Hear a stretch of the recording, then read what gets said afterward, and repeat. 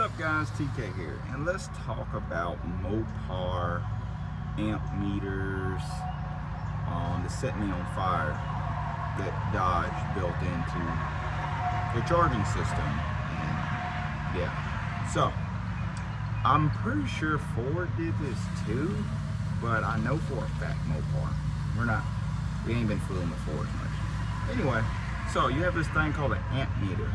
It's kind of like, it takes place of like your alternator gauge in your truck. So you got one of these, okay, your clusters. You got two big lugs. They're like 10 gauge wires. They run back here. Okay, so you got those two. And the way that they're set up is you have one of those wires is coming off the alternator, all right? And that wire goes all the way around into the bulkhead of the firewall, and then it splits off, okay? It powers everything in your dash, it powers your cab lights, it powers your ignition, and it powers all that stuff. And that's all cool and dandy, but let's discuss the risk. All right, so on the back of those, you have like this little piece. Think of it like cardboard, some kind of fiber, whatever you want to call it, all right? Those two lugs sit on that, and they get hot. And once they get hot, they get smoky. And when they get smoky, everything like catches on fire. So to lay it all out to you, the alternator wire runs through the firewall, through the bulkhead, and then it goes through multiple things. It splits off. That wire then finds its way back up to your cluster. And then on the next lug, it comes off of that lug through your firewall to your starter relay. And that is how you get powered. So example, let's just say you pull your dash apart, okay? You pull your cluster out. You unbolt both of those lugs on the back, and you go to crank, you ain't getting jacked. Nothing. Dead. Nothing's going on. What's worse about this is you have fusible links. A lot of old Mopars use these. Chevrolet uses them too down there on the starter area. But those fusible links serve as the protection for your rig. So let's just say you're experiencing a problem on your gauge. So it's not like your traditional gauge. This has a D and a C. And when it starts to discharge, that's when you have a huge problem. Something's not working right. And the reason why you have those fusible links is to prevent this. They will burn up. And that's supposed to protect your circuit. So let's just say you hop in the truck one day, or you hop in your old classic Mopar and you go to hit the ignition and nothing's going on. Check those. Most people like the auto go to points, ignition, check those. Those wires burn up, and it's kind of weird finding fusible links at part houses. You usually have to go to the self-help me aisle and get those, but a lot of people, especially with these old cars, like to move past all that kind of stuff. So we're going to discuss bypassing an amp and converting this over to where it reads volts. Now, they sell kits to where you can swap this out if you want to retain your originality cluster, okay? If not, when you swap this is dead. It's not going to do nothing because you don't have power going to it anymore. Now, there's a couple ways people do this. Now, luckily for us, on this one, these two, they wasn't burned up. So this truck didn't have that many miles on it anyway. The fusible links on it was good, but again, we're going to be driving this truck. We're going to be doing a lot of stuff. This is just one thing that I want to look and bypass and not have to worry about. So let me switch you guys around, and I'm going to show you what I did, and I'm going to show you how some people bypass this, and then the route that I took to bypass it. Okay, so starting with your alternator lug. Again, this is going to run all the way up and around. It's going to go to your firewall. Okay, you're going to have this humongous chunky boy right here. Okay, you're gonna see this big bulkhead. All right, usually you can take this bulkhead out. Let's see if I can get my hand down in there. All right, so we took the bulkhead out. All right, usually when this is bad, these are all burnt up. I mean, this one's a little crusty, but it's not, you know, insane. All right, but this big wire, let's focus on this big black wire coming up out of that. All right, some people take a drill and they'll drill through this, like they'll cut this wire, pull this wire, because it ain't nothing but like a clip. They'll pull this wire out, they'll drill through that, they'll drill through the bulkhead in the firewall, okay? They'll drill right through that, and they'll pass a wire through it. That wire is gonna go all the way up into the dash like it normally would on those, okay? And then they're gonna go in here, and that wire is gonna come all the way up. So let's see, all right, right here.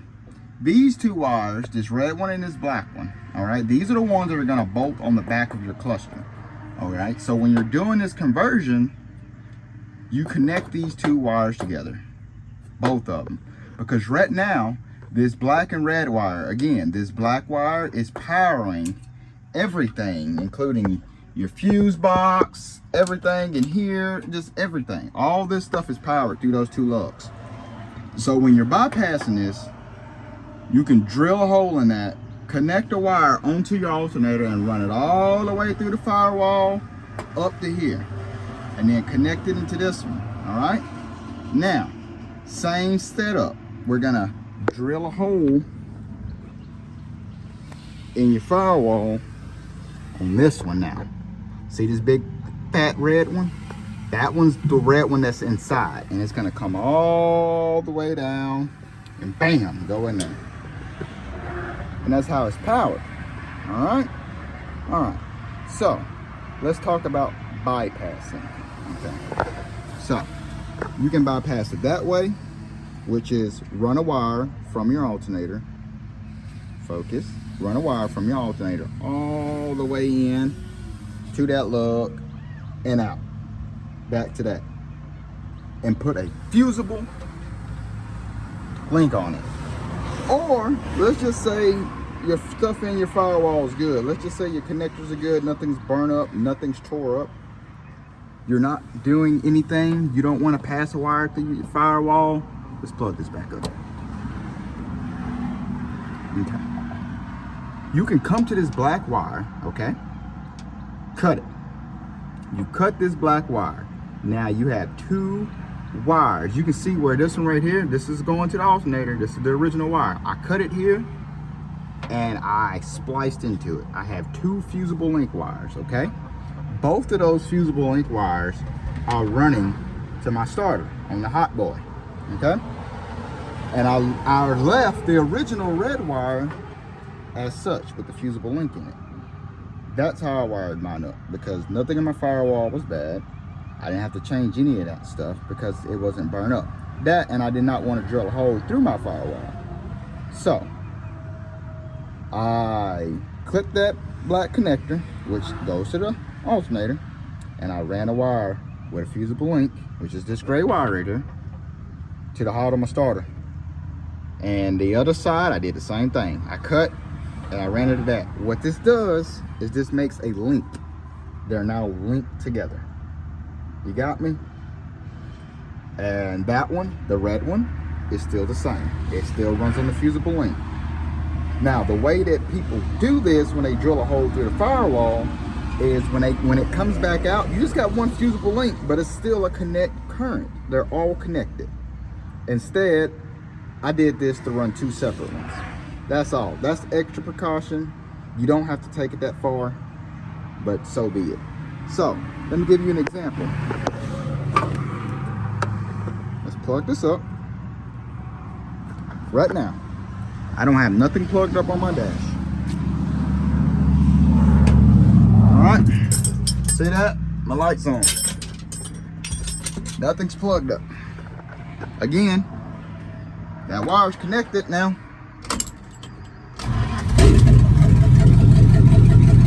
Look at that, just like normal. Everything's running like it's supposed to.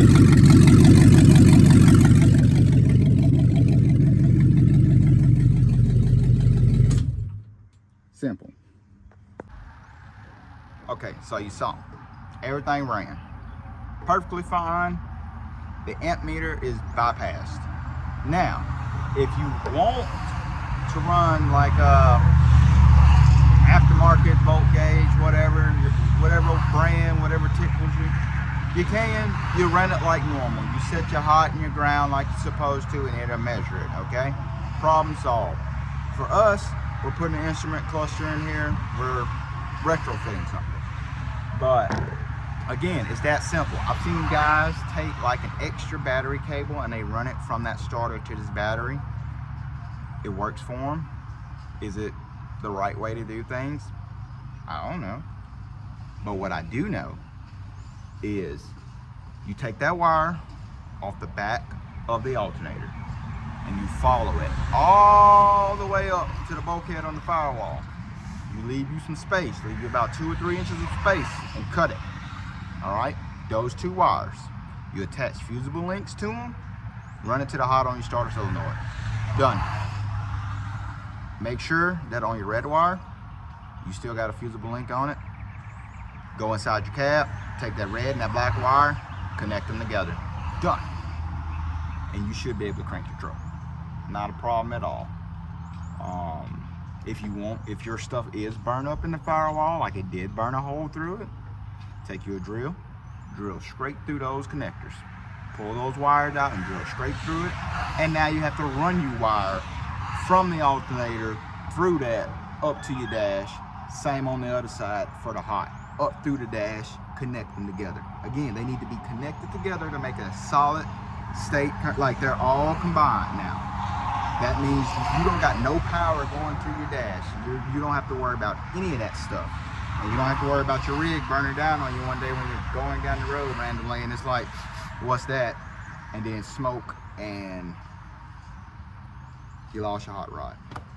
Well, a little short video. Wanted to do something for you guys. The truck's coming along really well. I got a lot of progress to do on this because the last time you guys seen this truck, it had a stock 318 that we put in it from the very first video that we got this truck running. Since then, this truck got a whole nother 318 in it that we did like a little budget $500 budget bill on it, and you know, now we can hop a Coke can. It's been a pleasure. Don't you guys forget to like, subscribe, turn that notification on, and I'll see you guys in the next video. TK out. And drink water. It's hot, bro.